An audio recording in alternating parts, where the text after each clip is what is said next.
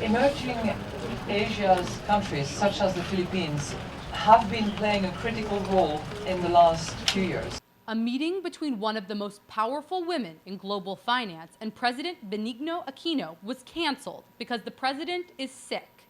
Still, International Monetary Fund Chief Christine Lagarde is all smiles as she holds a press conference with the president's economic advisors.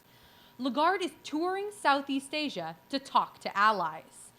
The lender faces resistance from rich countries over similar austerity measures it prescribed to developing countries in the 1990s. Greece has debts equivalent to 170% of its economy. Its leaders are against reforms that would cut the debts to 120% by 2020.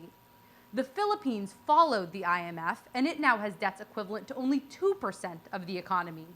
We are looking forward to continuing our partnership with the Philippines in a different setting and status. The Philippines pledged $1 billion to the IMF this year to help ailing European countries. It's a role reversal for a country dependent on IMF loans for over 4 decades. Lagarde says Asian countries who pulled out of the crisis can now teach a thing or two to European countries. She pays Vice President Binay a visit and asks for continued support helping Europe. Her visit emphasizes the Philippines' growing power in the global economy.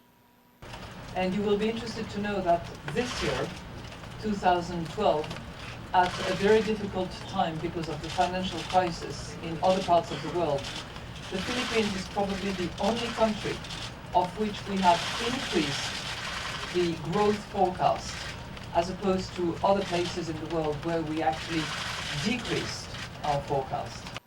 The IMF expects the Philippines to grow almost 5% this year as rich countries slow down. Her meeting with the president may not have gone as planned, but Lagarde certainly seems bent on keeping the Philippines in her plans.